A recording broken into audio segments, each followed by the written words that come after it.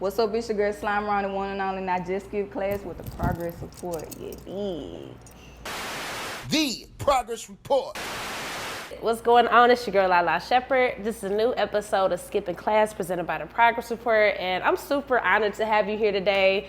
I love what y'all doing. I love it. I think it's super dope. We had Gloss up here, K Carbon, Aleza too. So I think it's just super dope what y'all doing. So thank you for being here. Salute to you. Salute to Kadeem. But we got Slimeroni, the one and only, in the building. How you feeling? Feel great, can't complain. That's what's up. And I heard you used to skip class, so now you skipping class with us. For sure. Okay.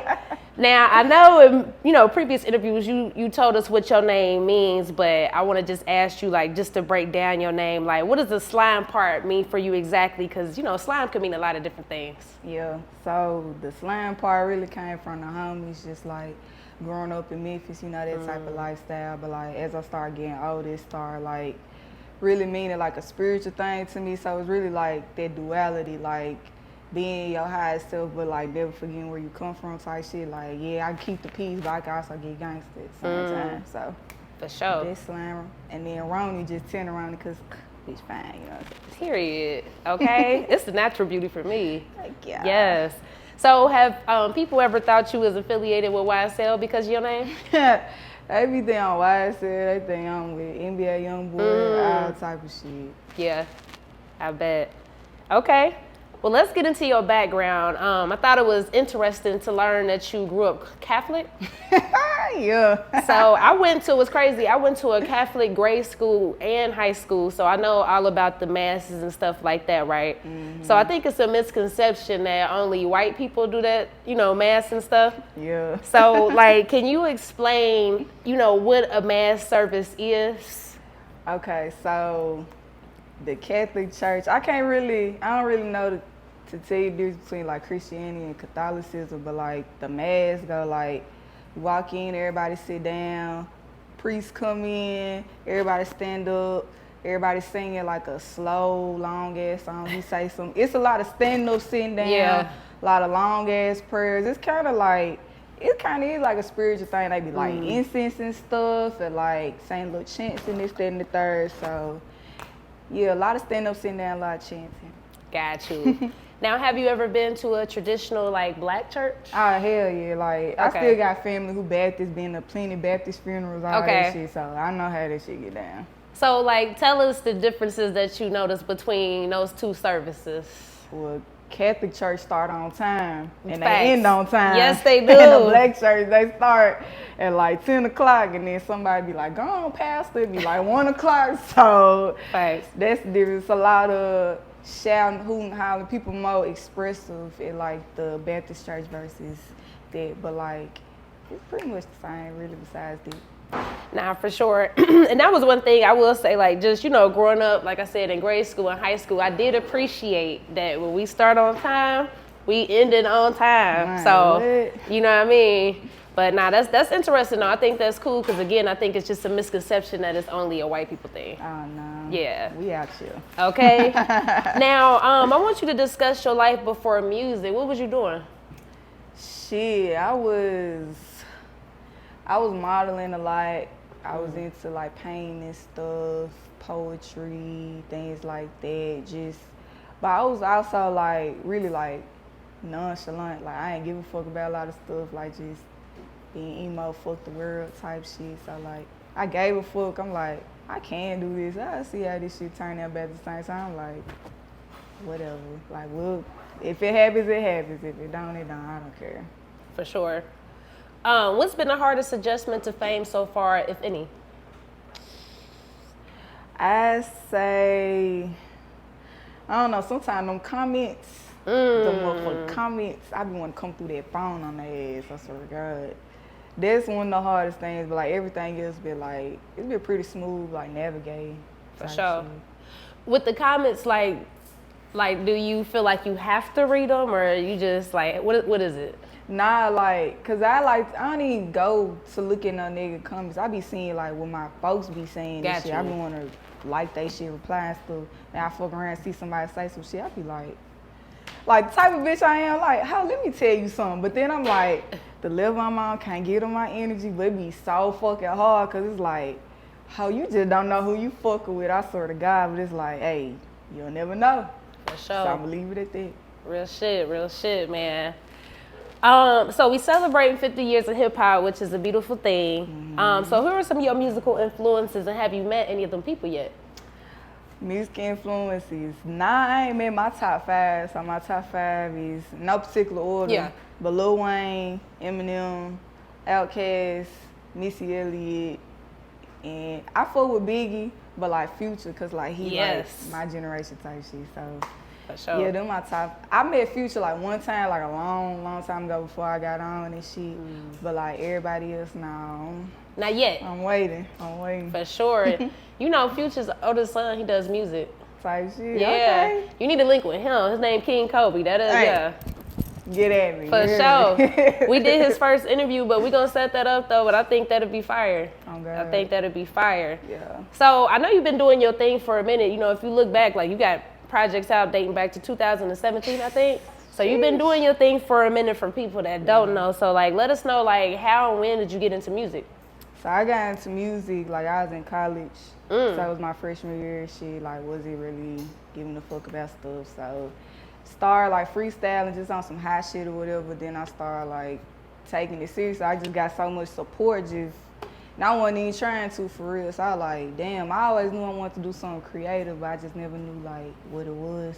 So like from then on, like I made a SoundCloud, then I got on DistroKid, then I just kept like pushing myself and finding ways to like get myself out there. For sure. Did you like how you sounded when you first recorded? Back then, yeah. Okay. But listen, hell nah. Yeah. I sound baby as hell.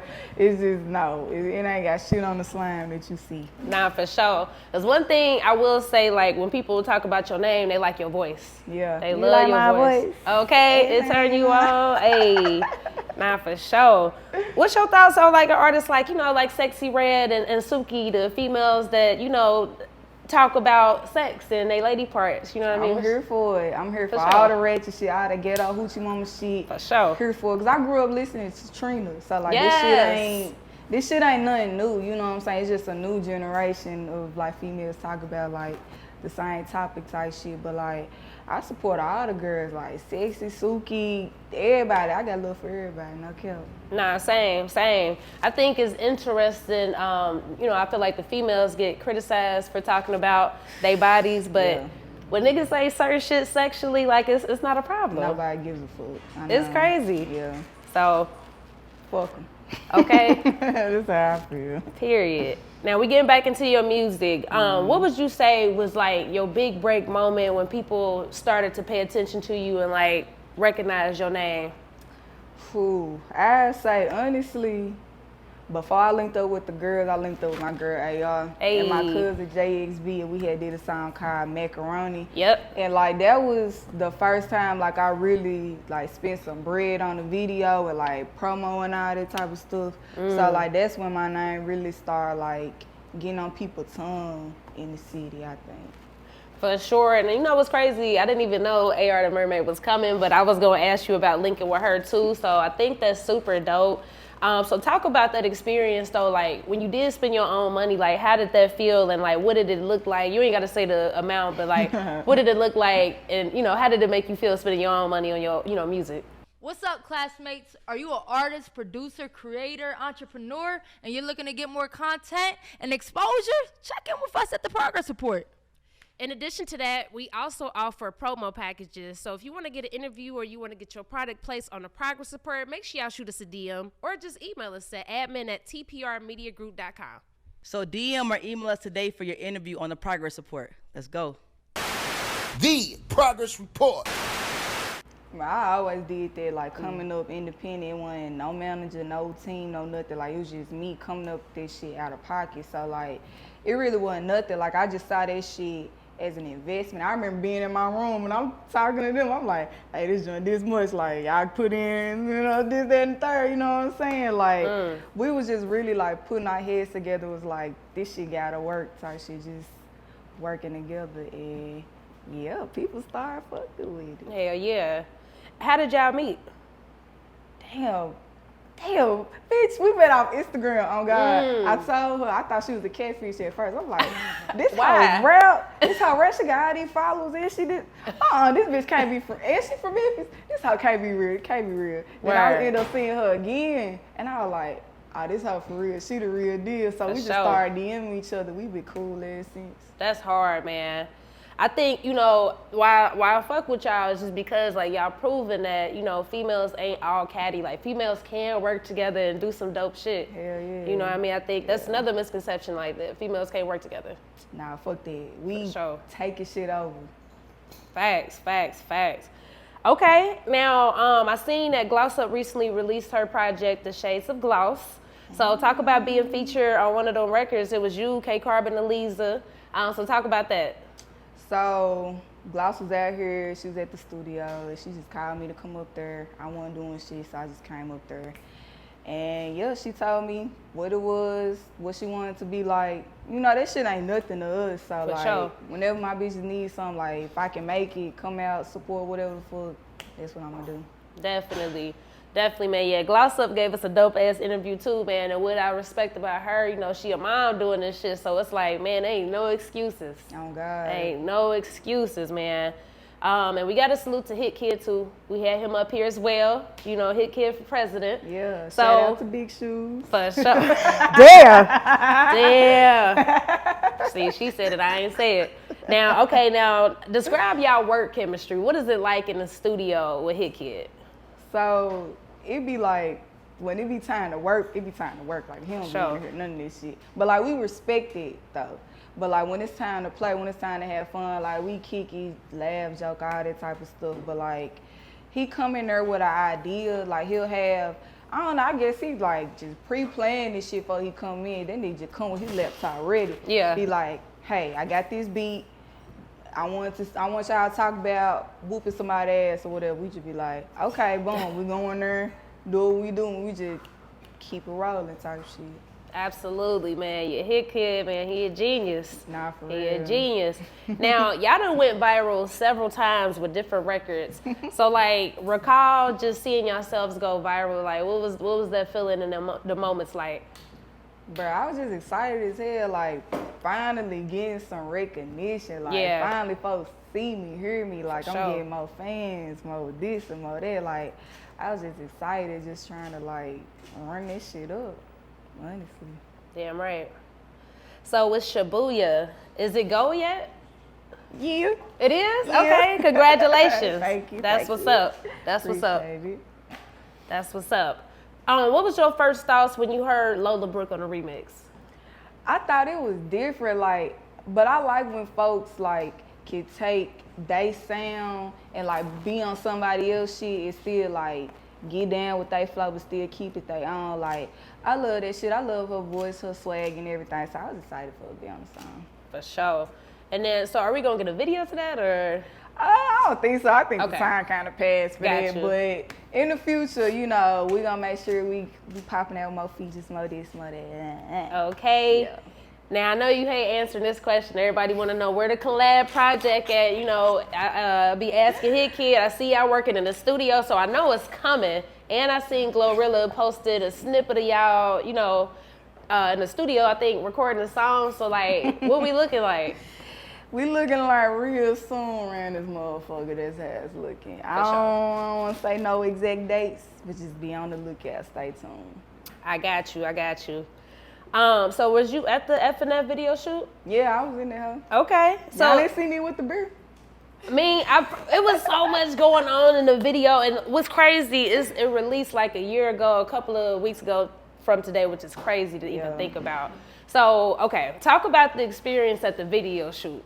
Man, so he had said that shit last minute in the group chat, like, hey, we doing the video, pull up, So, them folks were like 2 hours late. You guys, them folks, I'm always the on time. Hey, I love that. Be late. I love that. So, I'm just sitting in my car, smoking, chilling, whatever. So, they pull up, and then I know she played the song before. So, like, I was like, you know, trying to keep learning the words and shit like that. And then just a whole bunch of weed and beer and shit got involved. And we just got turned the fuck up, and we just everywhere. Then we got in the middle of the street. This shit went viral on fucking Facebook and Man, shit. what? Like, it was crazy. Like, it was a lit ass day. Hell yeah, it looked like it. It just looked like fun, you know what I'm saying? Like, I remember when that shit went viral, like, just everybody posted it. Everybody posted, like, damn, what is this? Like, it sound dope, but the video, like, brought the energy too, you know what I mean? So that's hard. Yeah. Was you at the original remix video shoot with Saweetie? Yes. Okay, so I know we talked about that with K Carbon a little bit, so talk about that experience and how was Saweetie? Saweetie nice as fuck. Like, she literally is a sweetie. Like, she's her name. But, like, she was just so cool and, like, was, like, wanting to get to know us. Like, we were in the studio talking, like, asking us what's our sign and all that stuff. So, like, she was just real cool, like, real just, like, embracing us. And, like, I fuck with that. Like, folks, like, seeing somebody coming through and got respect to show love. Like, I can't do nothing to show love back. Hell yeah. I mean, I get that vibe from Saweetie. She seemed like she just solid, you know? Yeah. So that's what's up. That's a dope experience, man. I wanted that version to come out because it looked fun. Like, y'all was on top of the Jeep. I'm like, damn, that shit look lit as hell. That shit was way more lit than what y'all saw. Like, I swear to God, like, the whole night, the whole day. Like, we was doing that shit till, like, 7 o'clock the next morning. The video shoot? Yes.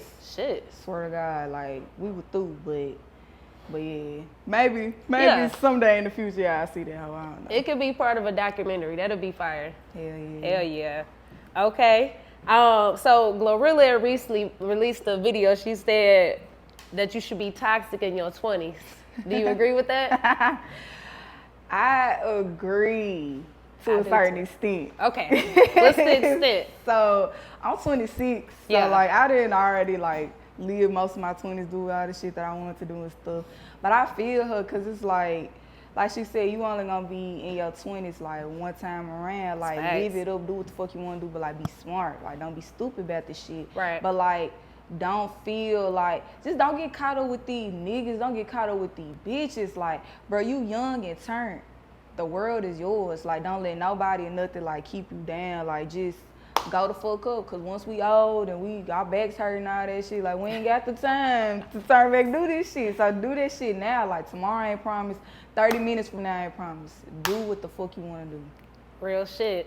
Well, I agree with it. I'm 32 myself, and you know, people still describe me as toxic, so I'm trying to get better. But I do agree, people should be toxic in their 20s, but be responsible. Yes. So I agree with that. We was talking about Zodiac signs earlier. I think your birthday in May. Mm-hmm. What's your sign? Taurus. Taurus. So tell me some traits of a Taurus. I don't know too much.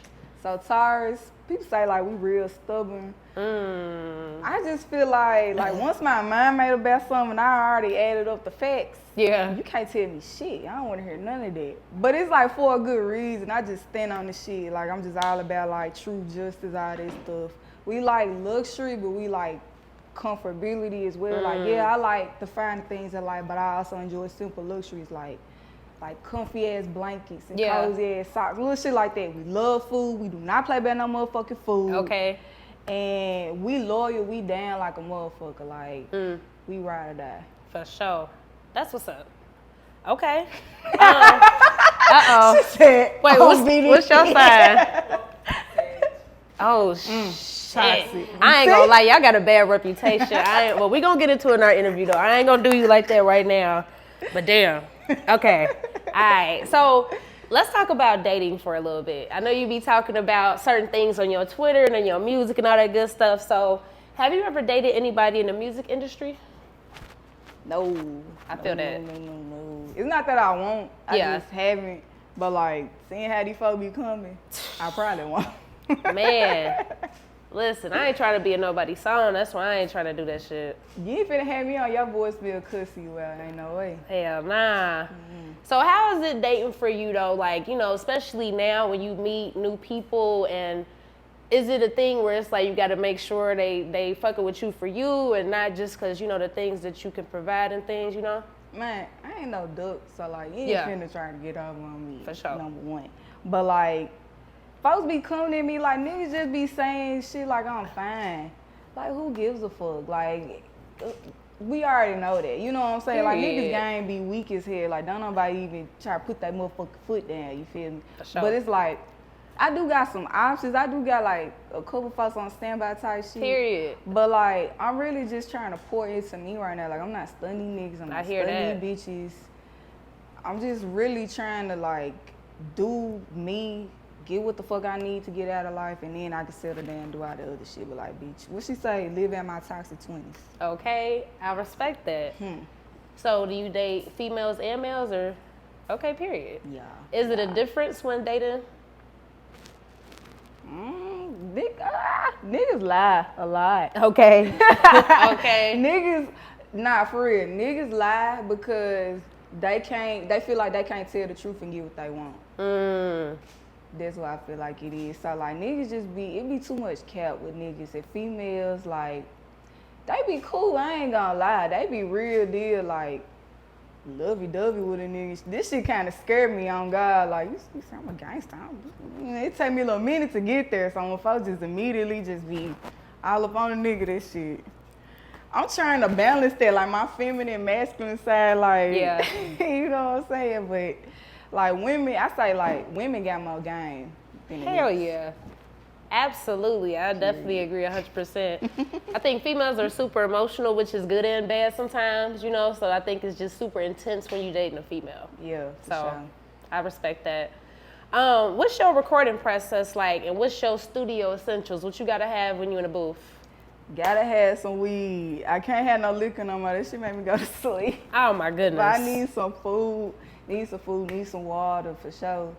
And like usually I like to have shit wrote before I go. So like I write all my own shit. So I usually like to have that stuff ready so I can just go in there, boom, boom, boom. But like it do be times when like I do be just having to write on the spot or something like this. So like that's cool too, just like keep me on my toes. So like yeah, either one of those, that's how I really be moving. It don't really be a lot of people with me neither. Like I really just be like solo. A lot of my folks ain't out here yet, so. For sure. But yeah, just weed, good food, mellow vibes. Okay. Okay, let me let that go by. All right, so I want you to talk about, you know, going on tour and getting ready for a tour, like with your stamina and stage presence. How did you get ready for those things? I did not. I didn't practice. I didn't do shit. For sure. I didn't do a goddamn thing. Okay. I was just like, when she was like, we ready to go, I was just ready to go. Make sure I had my shit in order, that's it. But I ain't had no dancers or none of that. You know what I'm saying? So like, but it was cool though, just being able to like come up with these girls and just be with them like on a day-to-day basis and stuff. Like, yeah. It was fun, like experiencing different cities and stuff, and just seeing the different crowds. Like this shit, like I don't even want to say once in a lifetime, cause I'm going on tour again. Of course. But like doing that shit with your friends, like that's damn near like a once in a lifetime experience. Definitely, man. What was like the biggest learning lesson that you kind of took away from that? Ooh, let me see. Damn.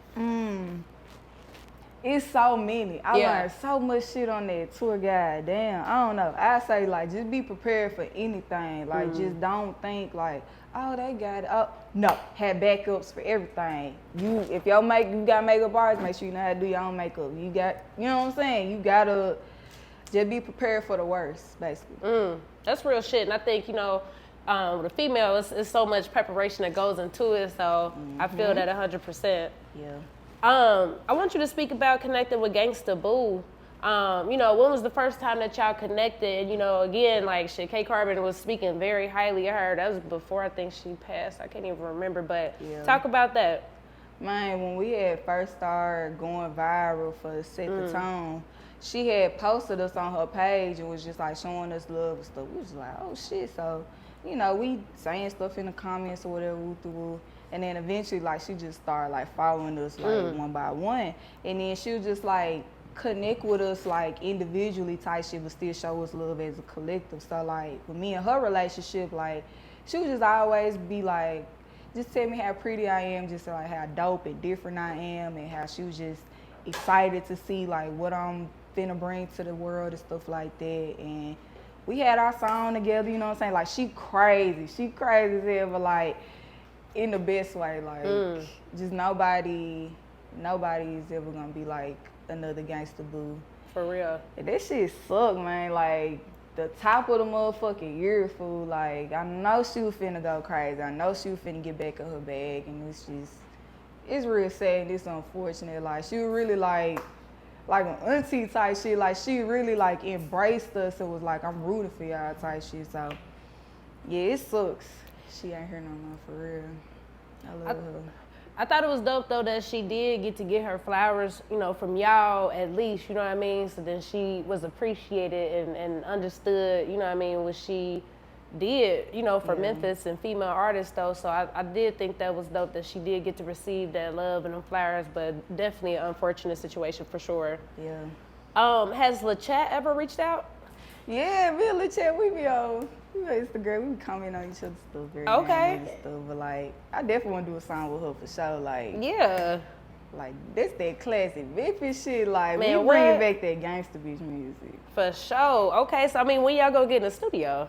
Man, really, I'm just hit her ass up, and then whenever, it's just gonna happen when it's gonna happen, basically.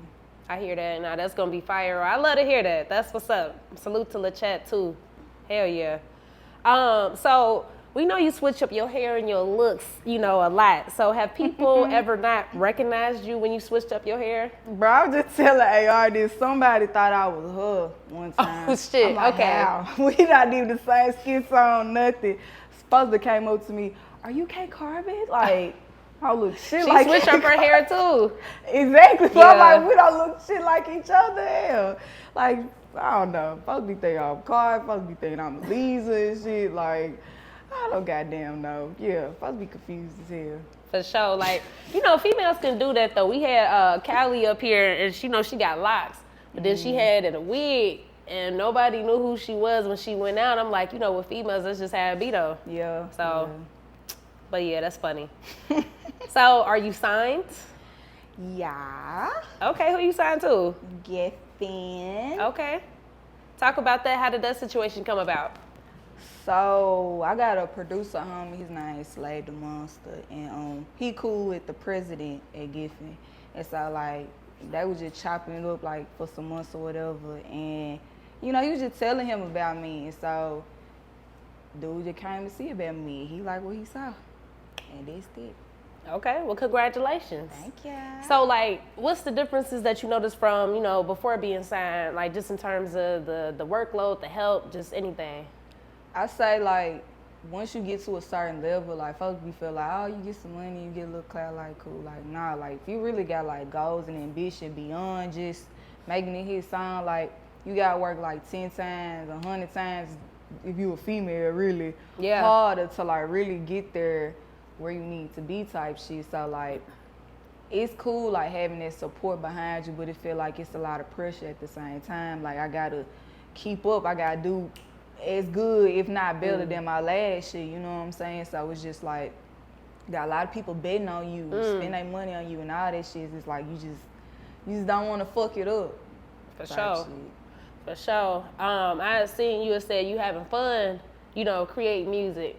Yeah. So you still having fun, right? Yeah. Okay, cool. That's the most important thing. I feel like as long as you having fun with this shit, you know what I mean, that's what it's about. Yeah, So for sure. hell yeah. So I want to get into your record on your project that released in 2020. It's called Thugs Cry 2. Oh. So that record, you know, I know you was real vocal about your dad in previous interviews, but you said a lot of deep stuff in that record. So you said the first time that you met him was at his funeral? Yeah. So talk about that experience, like how did, you know, that make you feel? That shit was fucked up. Like, I ain't even know. Like, I grew up, I was raised by my mama and my grandma, and then, like, my mom got married when I was, like, 11, 12, something like that, and then my stepdad took over from then. But, like, all through at that time, like, the fuck is a Father's Day? I ain't know that shit was a holiday, none of that. My mom didn't talk about him or none of that shit, so I had got in contact with him when I was like 16. We was just chopping up. My mom never bashed him, this, that, and third, but she just told me what it was or what it ain't, basically.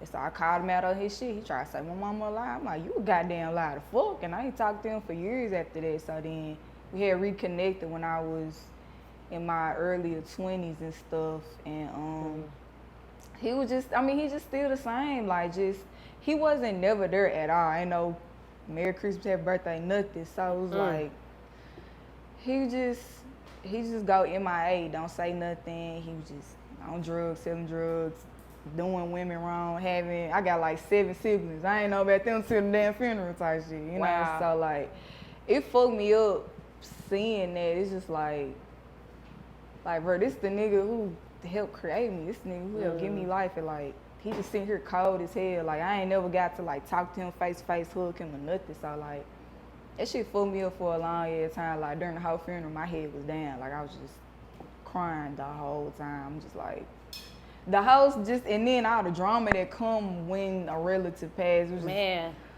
Just, it was fucked up. Do you keep in contact with your siblings now? Most of them. Yeah, that's good. Yeah, man, that's tough. That's definitely tough.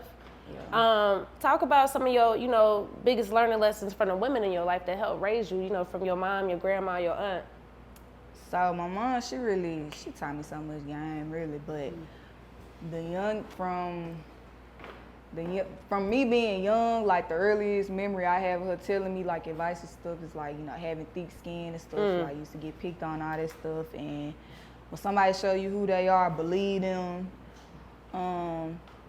If a nigga can't meet your standards, fuck them. Okay. Like, my mom just real, like, she's a street bitch, you know what I'm saying? Yeah. Like, she real cut and dry, don't play that shit, you know what I'm saying? She ain't played back then, she don't play now. So, like, they always taught me to, like, make sure I got myself. Like, I don't depend on no nigga for nothing. Like, having a nigga cool, like, that's a little extra, you know what I'm saying? But, like, make sure that you got you.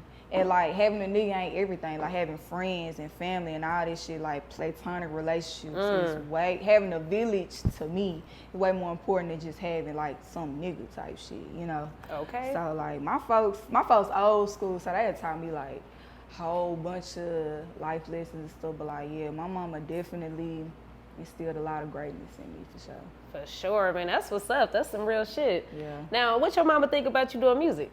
She love it. Hey, that's what's up. It. At first, she didn't really get it. Yeah. Cause like I said, they old school, so they come from a time where I it's get like, that. You gotta work your ass off. You gotta get out the wood, have a house, kids, dog, and die. I'm like, that ain't me. This some new shit that we got on out here. So at first, she was a little iffy about it, but once she started seeing how passionate I was about it, she started like getting behind and started like really supporting me and stuff. So now like, she just be excited, like, more now than ever. She be worried like a motherfucker. Like, I get that. She like, girl, stop worrying. Like, you just bring this shit on yourself. Cause I'm out here living life. I'm out here hee ha ha and this shit. You over there worrying this shit. Stop. Yeah. I mean, that's a mom's job. They ain't gonna never stop, no matter how old you is, Yeah, she say, when you have kids, you gonna understand. Exactly. Yeah. Well, that's what's up, though. I'm happy to hear, that she instilled those things in you, you know what I mean? And that she's supportive of your career. So that's what's up. Yeah. Another thing that I know you've been vocal about is just, just depression and things of that nature. And, that's another reason why I fuck with y'all, because y'all vocal. And I think, people need to hear that, you know what I mean? Because sometimes when you're going through things, you think it's just you. Oh, God. You know what I mean? So, like, for one, like, talk about, I'm not going to say overcoming depression because it's a coping situation. So talk about coping with it, and then finding your confidence and advice to other people that need to hear it. I'd say, like, depression, like, it's hard for a lot of people to understand. Like, it's not like I choose to be sad, I want to be sad. Like, it literally is a chemical imbalance in your brain, point blank, period. And so, like, when you're depressed, you don't want to do nothing, you don't want to feel nothing. Like, when I be depressed, like, I just, like, sleep all day in the dark, like, don't talk to nobody, all that type of shit. But I started realizing, like, I ain't necessarily want out. I just wanted, like, the pain to stop. I just want the bullshit to go away. So, like, you can't control everything around you. So you can only control what you do. So I'm like, okay, I can't control these, can't control that. What can I do? Start taking little steps to help you get better. So, like, I wake up in the morning Besides my dog wake me up and shit, I pray, I meditate, I stretch, you know, I say all the things that I'm grateful for. I pray for all my people and stuff. Like, I speak life into myself. And, like, I think that's important. Like, when you have depression, be kind to yourself, because I know, like, the inner dialogue.